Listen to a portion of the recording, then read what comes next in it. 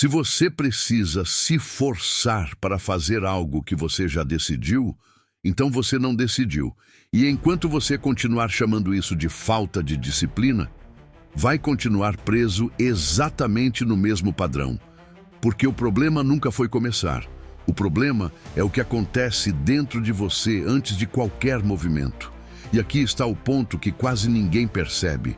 Quanto mais você tenta resolver isso com esforço, mais você aprofunda o problema.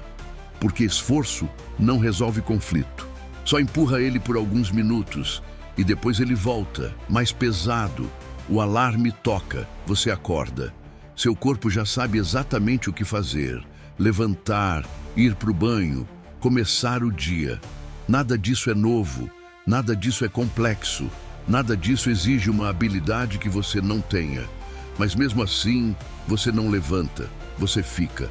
Só mais 5 minutos, depois mais 5, depois mais 5. E enquanto você está ali, você sabe que deveria levantar. Você sabe que já decidiu isso antes, mas mesmo sabendo, você não se move. E isso cria uma sensação estranha, uma mistura de leve culpa com um alívio momentâneo. Como se você estivesse traindo uma decisão, mas ao mesmo tempo evitando um desconforto. E é exatamente aí que o problema começa. Mais tarde, você abre o notebook. O arquivo está pronto. Você já sabe o que precisa fazer. Você já fez isso antes. Você já entende o processo. Não é difícil, não é desconhecido. Não exige criatividade extrema, é só começar. Mas você não começa, você olha, respira, move o cursor, para, levanta, pega a água, volta, abre outra aba, fecha, olha o celular, desbloqueia, bloqueia, volta para o documento. E nada acontece, nada começa, nada se move. E o mais estranho é que você sabe que isso não faz sentido. Você sabe que seria mais fácil simplesmente começar. Mas mesmo assim, existe uma barreira invisível, uma resistência que não aparece fora, só dentro. Se alguém observasse de fora, diria que é exagero, é só fazer. E no papel é mesmo, mas por dentro não é. Porque o problema não está na tarefa, está na divisão interna que acontece antes dela. Isso não é preguiça, isso é conflito interno. E conflito não desaparece com força. Mas aqui está onde quase todo mundo erra. Quando você sente esse conflito, você interpreta como fraqueza, como falta de disciplina, como falta de força de vontade. E a partir dessa interpretação, você reage tentando se forçar, se pressionar, se cobrar, se empurrar. E isso parece lógico, parece certo, parece até necessário, mas não resolve, porque você está tentando usar força em um problema que é estrutural. E quanto mais você faz isso, mais o conflito aumenta. E aqui está o detalhe que muda tudo. Quanto mais você tenta se forçar, mais pesado fica. Mais lento, mais desgastante, mais difícil de sustentar. Porque agora você não está só lidando com a tarefa, você está lidando com a tarefa, mais a resistência, mais a culpa de estar resistindo. E isso multiplica o peso. Antes de qualquer ação, existe uma negociação silenciosa acontecendo dentro de você. Você não vê, você não ouve, mas ela está lá, o tempo todo. Uma parte de você diz, vamos fazer. Outra responde, depois. Uma parte diz, isso é importante. Outra responde, não agora. Uma parte diz, se você não fizer isso, vai atrasar tudo. Outra responde, só hoje não tem problema. E enquanto essa negociação está aberta, nenhuma ação acontece com fluidez. Porque você não está em uma direção. Você está em duas, e duas direções ao mesmo tempo. Geram paralisia. Agora você pode estar pensando, mas eu quero fazer. E quer mesmo. Isso não está em dúvida, mas querer não resolve conflito. Porque existe uma diferença quase invisível entre querer algo e não ter nenhuma parte de você resistindo a isso. E enquanto existir uma parte resistindo, você não está alinhado. Você está dividido. E aqui está o ponto que a maioria ignora. Você não tem uma única identidade operando. Você tem várias ao mesmo tempo. Existe a versão que quer evoluir, que quer crescer, que quer fazer o que precisa ser feito, que quer cumprir o que decidiu.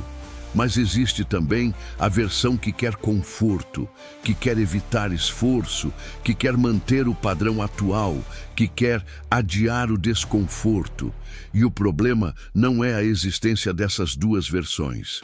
O problema é que elas estão ativas ao mesmo tempo, com o mesmo nível de autoridade, sem hierarquia, sem decisão final, sem fechamento. E quando isso acontece, qualquer ação vira esforço.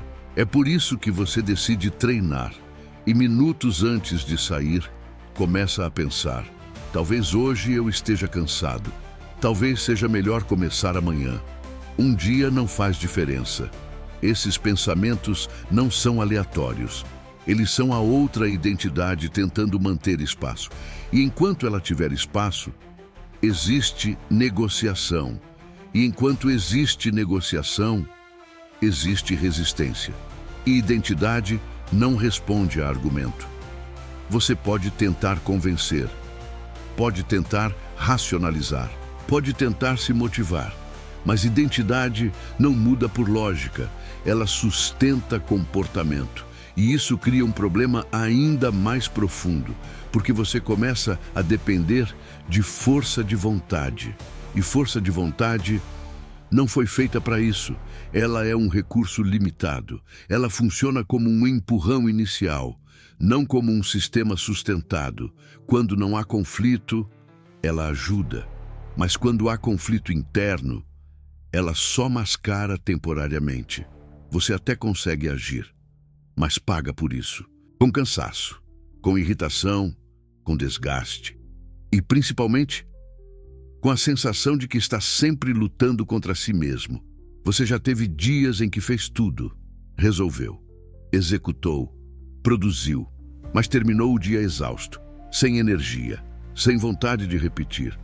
E no dia seguinte, voltou ao mesmo padrão. Isso não é falta de disciplina, isso é excesso de atrito. O problema nunca foi a tarefa, nunca foi a complexidade, nunca foi a falta de capacidade. Foi o estado em que você tentou agir. E estado não muda com esforço, muda com alinhamento. Mas isso levanta uma pergunta inevitável. Se não é esforço, o que muda esse estado? Agir sem conflito não significa gostar da tarefa, não significa sentir vontade, não significa estar motivado. Significa que não existe resistência interna ativa.